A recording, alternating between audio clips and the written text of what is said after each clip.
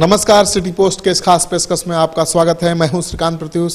आपको पता है कि बिहार में पिछले एक महीने से लगातार बाढ़ और जल जमाव को लेकर राजनीति तेज है। 15 दिन से तो जल जमाव पर ही पूरी तरह से बिहार की राजनीति केंद्रित हो गई है।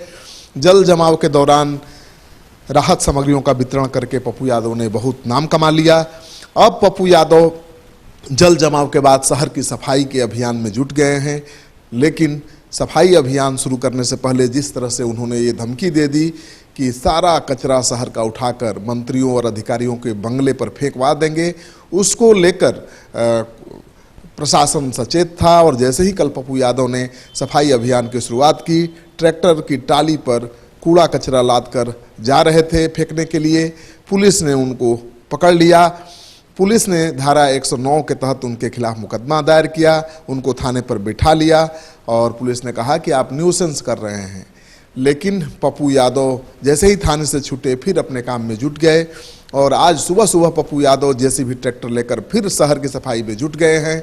और ये कचरा उठाकर कहाँ फेंकेंगे किसी को पता नहीं है, क्योंकि पप्पू यादव कभी भी कुछ भी कर सकते हैं, क्योंकि वो पहले ही ऐलान कर चुके हैं कि नगर निगम अगर शहर में जो कूड़े का ढेर है उसको नहीं फेंका तो सारे कचरे को उठाकर मंत्रियों और अधिकारियों को बंगले पर फेंक देंगे।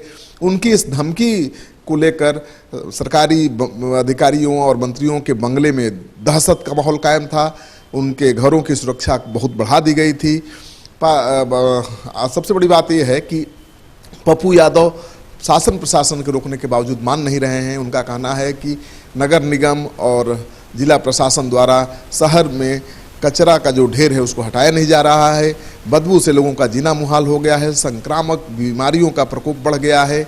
और पप्पू यादव जब शहर की सफाई करने निकलता है तो उसे रोक दिया जाता है, लेकिन पप्पू यादव रुकने वाला नहीं है। तो पप्पू यादव आज भी शहर की सफाई में जुट गए हैं।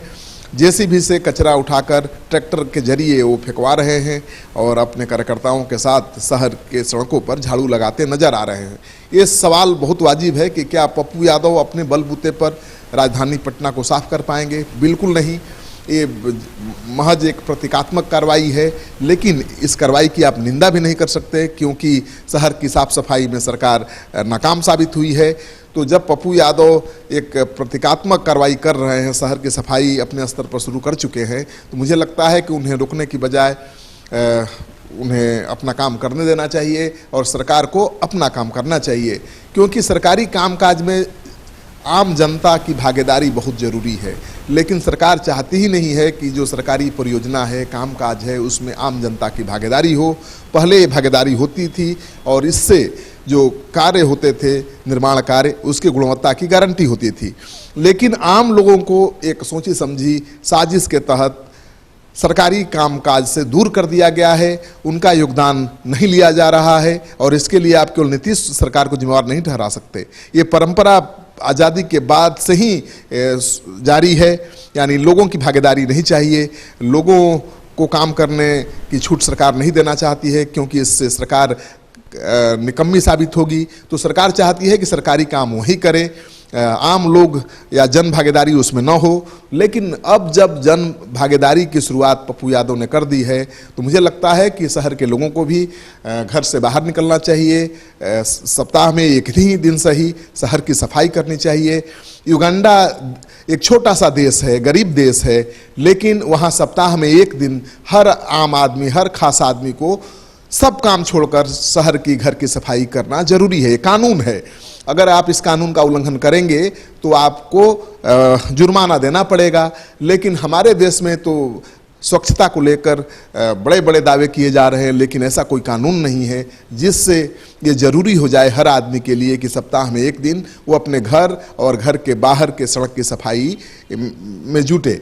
तो मुझे लगता है कि पप्पू यादव ने अगर प्रतीकात्मक कार्रवाई भी शुरू की है, स्वच्छता अभियान की शुरुआत की है, तो इसमें जन भागीदारी होनी चाहिए और सरकार को उनको उनका काम करने देना चाहिए, ताकि पता चले कि किस हद तक पप्पू यादव जाते हैं और कितना उनको सफलता मिलती है राजधानी पटना को स्वच्छ, साफ, सुंदर बनाने में।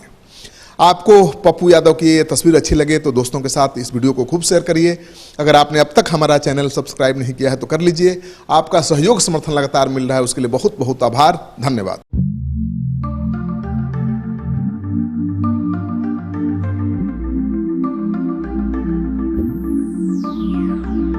चलो चलते हैं। पर कहाँ? एक सरप्राइज है आपके लिए, थोड़ा सा वेट करो, बट चलो। Oh really? Yes. I like surprises, but make sure कि सरप्राइज अच्छा होना चाहिए। डोंट वरी डियर, ये बेस्ट सरप्राइज होगा अभी तक पापा का। मुझे भी सरप्राइज चाहिए। हाँ बेटा, ये सरप्राइज आपके लिए भी है, चलो।